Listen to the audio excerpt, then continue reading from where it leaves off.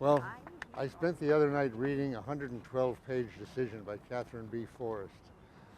And at the end of it, I had a feeling that I don't have every day of the week these days. I felt proud of being an American. That came to me overwhelmingly as I read her arguments. Here's a judge appointed by President Obama who is shamefully being confronted now with arguments in favor of a blatantly unconstitutional provision. And for once, a judge is willing to say, this is facially unconstitutional no matter to whom, to when, under what circumstances. I doubt if the circuit court judges, I'll be very pleasantly surprised if they have the courage to do what she's done and not simply be time servers for their own advancement. I doubt if this rule will advance her very much. Something that affects me very strongly is this. Someone who is able to see so clearly that 1021b2 of the National Defense Authorization Act, which allows you to put an American citizen in civilian in military custody, treated like Bradley Manning is as a Marine, in the Marine barracks right now, indefinitely without charges. That's not a fight we had to make in 1776. George III didn't have that power. No King of England had had a power like that since John I.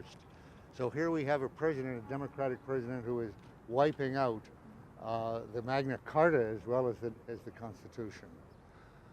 What seems to me very clear is that the three senators who were advising, who were arguing this for the indefinite detention without charges of American citizens against the Fifth Amendment is well described as an enemy of the Constitution of the United States.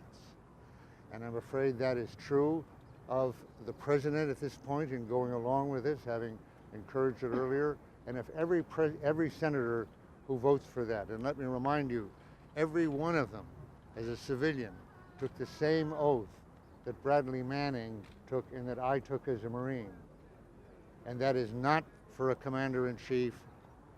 It is not, who's not mentioned, it is not to obey the regulations of the commander-in-chief. It is solely to support and defend the Constitution of the United States against all enemies, foreign and domestic. It was clear to me for years that we were governed by a handful of people, Bush, Cheney in particular, Addington, Rumsfeld, who were, in that technical sense, and I do not mean rhetorically, enemies of the United States Constitution. That does not mean I thought they were traitors, that they adhered to anybody else, or that they didn't feel loyal to the United States and patriotic. I'm sure they wanted the best. And they're absolutely entitled to say that they believe that the current rights in the Bill of Rights are inappropriate, especially in a world of terror, and that we no longer deserve or can afford freedom of speech or freedom of expression. That's their right as Americans to say it. It is not their right to say it or act on it as members of the Congress of the United States or people who have taken that oath to support the Constitution as it is. So the fact is that the people representing that case now, that Judge Forrest's excellent decision, firm decision of a patriot who understands the spirit of this country, it absolutely is right. It deserves to be confirmed. Those who vote against it, I would say, are voting, in some cases, we'll have to say, deluded, very deluded, but where they understand that what they're doing, they are violating their oath. So what it comes down to is we can't trust the leaders of this country to protect our rights any more than we can trust Goldman Sachs or Wall Street in general when they sell us securities, or think of the other institutions I could go through at this point. It really is up to us. If Bradley Manning gets what he says, namely discussion, information, debate, and reform, then he says we are not doomed as a species. That sounds grandiose, that sounds self-serving there. It is not.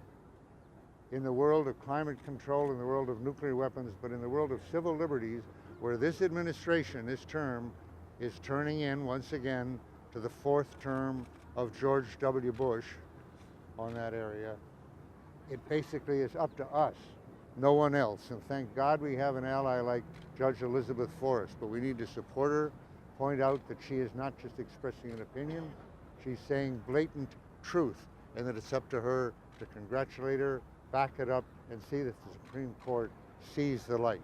I'd like to pay a special tribute to Chris Hitchens, who really got this thing started, I believe, and was really pressed it, and to the lawyers and to Tangerine. And I have to say, I get invited to add my name to things like this quite a bit. I go by the people who signed it and whether it's a good cause in general.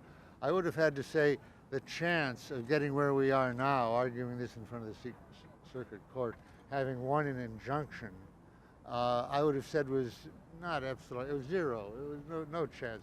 It was a symbolic thing.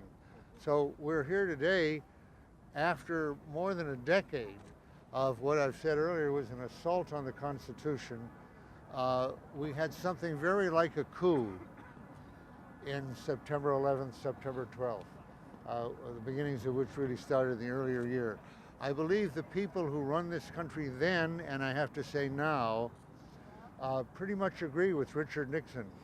When the president does it, it's not illegal, meaning that they work for one man who is elected who is above the law and who can do literally anything he wants.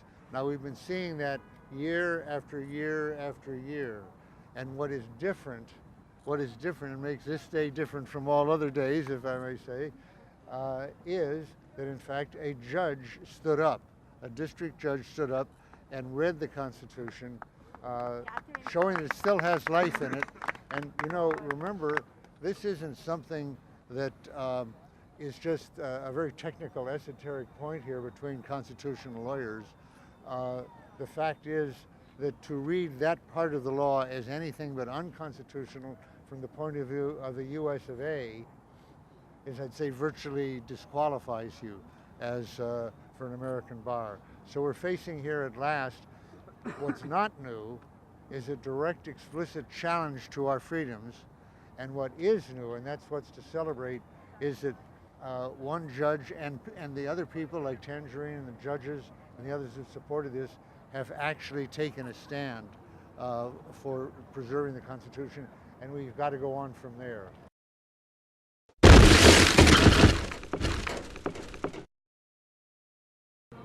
The PBA delegate that I had sent to prison for beating up black people, he wasn't a delegate or a police officer, he was a criminal. He was navigated by William Rodriguez, who ended up opening up the door that saved his life on that fateful day. This is the video of them meeting for the very first time. God, really?